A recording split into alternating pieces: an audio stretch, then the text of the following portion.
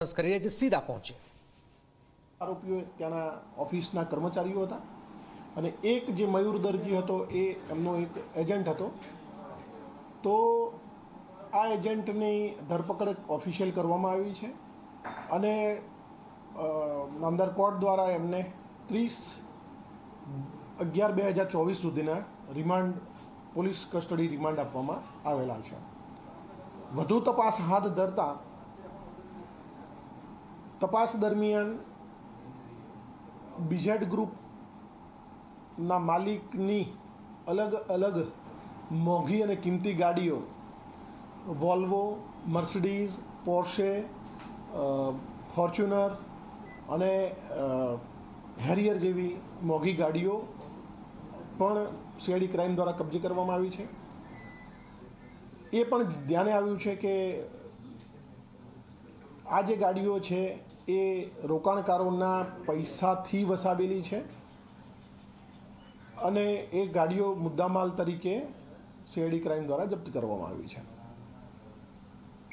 વધુ તપાસ કરતાં બીઝેડ ગ્રુપના અલગ અલગ એકાઉન્ટ અમને મળ્યા છે. એકાઉન્ટની ડિટેલો બેંક જોડેથી માગી અને આગળની કાર્યવાહી કરવામાં આવશે. એમની પ્રોપર્ટી, એમના ફેમિલીના સભ્યો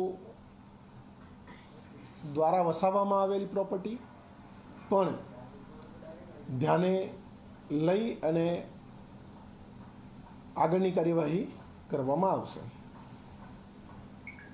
જે 7 આરોપી પકડ્યા છે એમાં મયુર દરજી મુખ્ય એજન્ટ હતો. બાકીના લોકોનો રોલ શું છે જેને આરોપી તરીકે અત્યારે બતાવ્યા છે? એવા લોકોમાં આ જે લોકો હતા એ અલગ અલગ ઓફિસોમાં જે રોકાણકારો આવે છે એમને ફોર્મ ભરાવાના, લોભામણી લાલચો આપી અને એમના જોડેથી મોટા પ્રમાણમાં જે ડિપોઝિટ્સ હોય એ લેવાના, મતલબ જમા લેવાની કામગીરી, અને ઓફિસની અલગ અલગ જે પૈસા આવે છે તો એ પૈસા મૂળ ભૂપેન્દ્ર ઝાલા સુધી પહોંચાડવા સુધીની કામગીરીમાં અલગ અલગ જગ્યાએથી સંકળાયેલા હતા. એ પૂરતો એમનો રોલ છે. અત્યાર સુધી કેટલા લોકોની પૂછપરછ કરવામાં આવી અને કોણ કોણ છે? અત્યારે હાલ તો જે પકડાયેલા આરોપીઓ છે એ અને બેંક, અને અત્યારે તો અમે ઇન્ફોર્મેશન ગેધરિંગ કરી રહ્યા છીએ. ઇન્વેસ્ટિગેશન નિયમો અનુસારની ચાલી રહી છે. ક્યાં લોકેશન કઈ ભૂપેન્દ્ર ઝાલાનો હતો પતો લાગ્યો છે? ક્યારે ધરપકડ? નહીં, એના જે ટેકનિકલ સર્વેલન્સ છે એના આધારે અત્યારે એનો મોબાઈલ સ્વિચ ઓફ આવે છે, એટલે અત્યારે એ કહી શકાય નહીં કે ક્યાં હોઈ શકે છે. પણ એ દેશ ન છોડે એના માટે અમે એલઓસીની પ્રપોઝલ જે તે સંસ્થાને અમે મોકલી આપી છે. એક આરોપી જે 7 પૈકી છે કે જે ત્યાં ક્લિનિંગનું કામ કરતો હતો, સાફ સફાઈ માટે જતો હતો, મહિને 7,000નો પગાર, ઝૂંપડામાં રહે છે, એને આરોપી બનાવવાનું શું કારણ ખાસ? એ તપાસ દરમિયાન અમારા જે છે એ વધારે ધ્યાન આપી શકે છે અને એ બાબતે ખુલાસો કરી શકે છે. સર, ચાર્ટર્ડ એકાઉન્ટન્ટની પૂછપરછ કરવામાં આવી, તેની પૂછપરછમાં કઈ વિગતો નીકળી છે? ચાર્ટર્ડ એકાઉન્ટન્ટને લાવવામાં આવ્યા છે અને પૂછપરછ ચાલુ છે.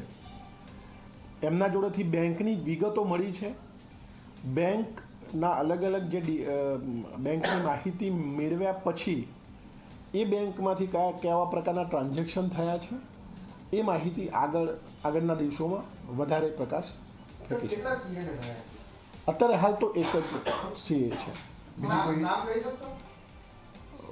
મહેતા છે, બસ. એનાથી વિશેષ બીજી કોઈ સેન્ટ્રલ એજન્સીઓને ઇન્વોલ્વમેન્ટ માટે કઈ સૂચના કે એવું કંઈ છે? યસ, જીએસટી, સેન્ટ્રલ જીએસટીના અધિકારીઓ સાથે અમે સંપર્કમાં છીએ અને બીજી અન્ય એજન્સી છે એ એજન્સીનું કામ અમારું ચાર્જશીટ થાય પછી એ એજન્સી આવી શકે છે.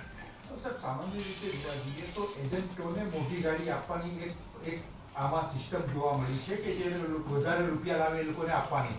પણ મયુર દરજી દ્વારા અહીંયા મહાઠગ જે આવ્યો છે, ભૂપેન્દ્ર ઝાલાને 2 ગાડીઓ ભેટ આપવામાં આવી છે, એ પ્રકારની પણ એક વાત છે. તો શું છે એ પ્રક્રિયા જે પૂછપરછ ઇન્વેસ્ટિગેશન અધિકારી છે અને એ ઇન્વેસ્ટિગેશન આધારે અમે કહી શકીએ અત્યારે કેવી ગિફ્ટ આપવામાં આવતી હતી, કોને, કોના દ્વારા કોને ગિફ્ટ આપેલી છે, એ વિશે હું વધારે નહીં કહી શકું.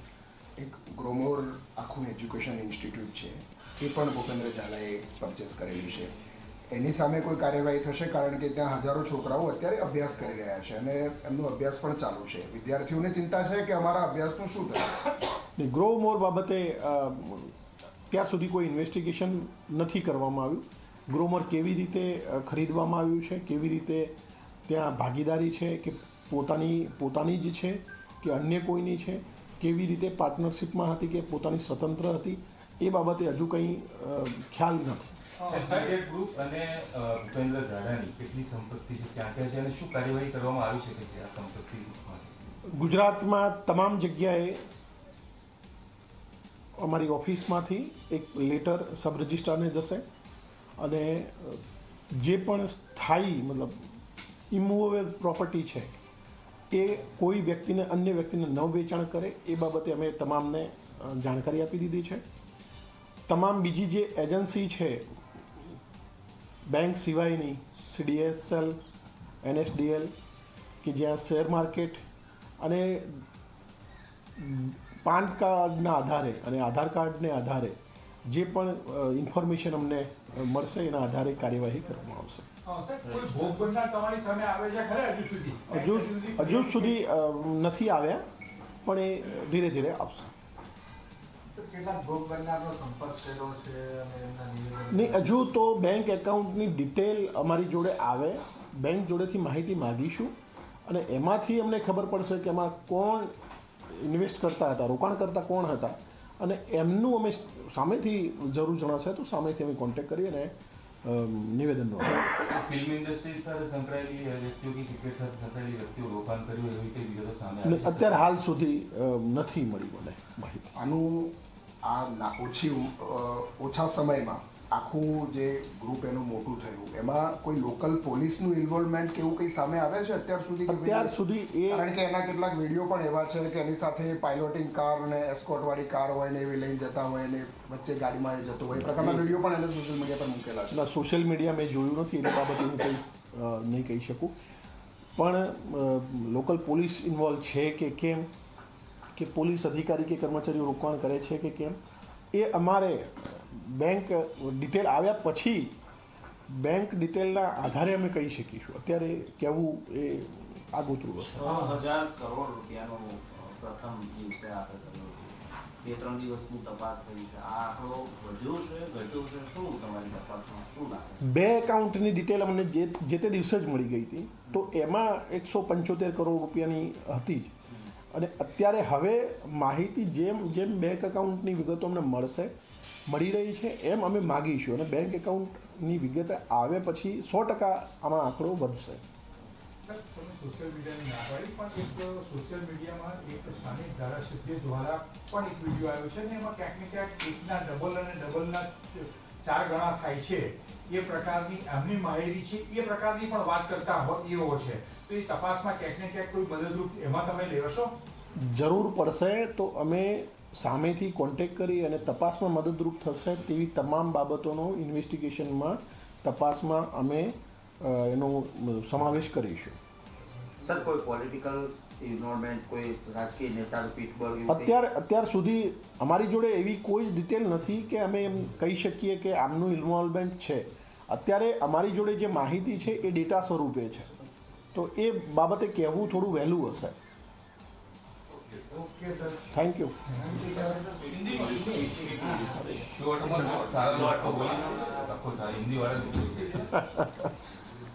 બીઝેડ ગ્રુપ મામલે CID ક્રાઇમની પ્રેસ કોન્ફરન્સ, જેમાં 7 આરોપીઓને અત્યાર સુધીમાં ધરપકડ થઈ ચૂકી છે. અત્યાર સુધીમાં આરોપીના 30 દિવસ સુધીના રિમાન્ડ મંજૂર કરવામાં આવ્યા છે. એક મોટી ખબર હાલમાં સામે આવી રહી છે, જેમાં એક પછી ઘટસ્ફોટ થયા છે. તપાસમાં આરોપીના ઘરેથી મોંઘી ગાડીઓ જે મળી આવી છે, સેન્ટ્રલ GSTની પણ મદદ લેવામાં આવી રહી છે. તપાસમાં બીઝેડ ગ્રુપના CAને પૂછપરછ માટે પણ અહીંયા લાવવામાં આવ્યો છે.